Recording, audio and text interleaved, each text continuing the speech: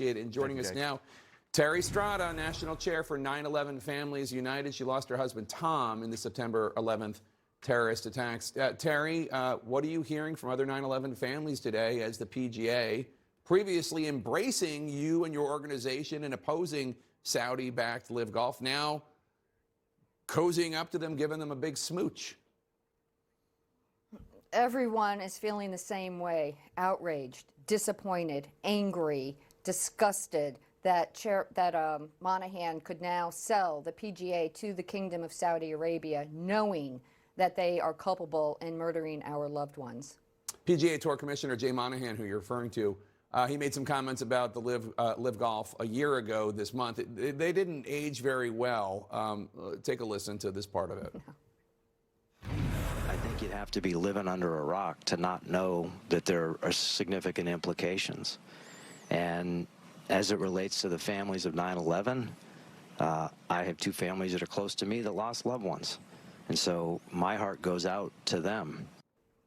I guess he'd have to be living under a rock, he said. Maybe he's living under that rock. Today he's praising Saudi Arabia's private investment fund for the new partnership. What do you make of this 180?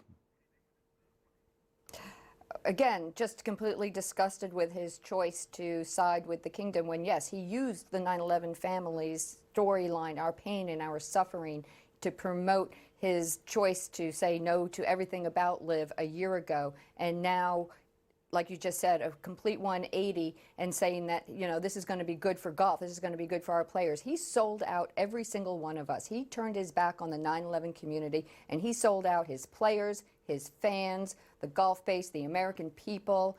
And for what? What changed that he decided to do this and take a stand with the kingdom and against the 9/11 families? It's despicable. He's disgusting. So PGA had been pretty aggressively, I don't know if they were officially partnering with the 9/11 families, but unofficially pointing journalists and others to your objections to Live Golf. Did they give you any sort of heads up that this decision was coming? No, they're all a bunch of cowards. I had spoken to many people in the organization back a year ago when Live announced their coming out.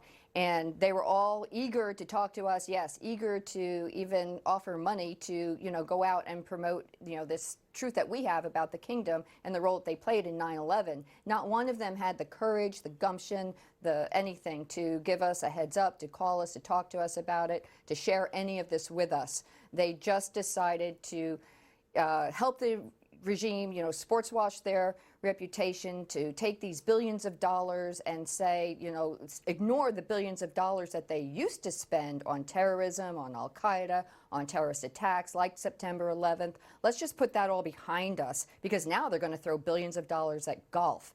They've destroyed the PGA Tour. It is dead as it was known before today. I feel so sorry for every high school player, every college player that dreams of being on the PGA Tour, because they just took that all away from them.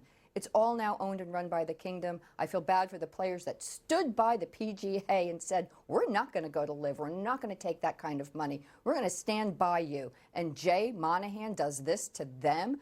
You know, it's, like I said, despicable. There's words I can't use on TV, but he really is the lowest, you know, scum of the earth at this moment. Or cable, you can say anything you want, FYI. But today, 9/11 Families United sent a letter to the Department of Justice urging DOJ to investigate potential violations of the Foreign Agents Registration Act, or FARA. You say some of Saudi Arabia's paid agents, including ones that might have ties to Live Golf, have not filed under that act. In your view, does today's news of this partnership increase the urgency for DOJ to look into this?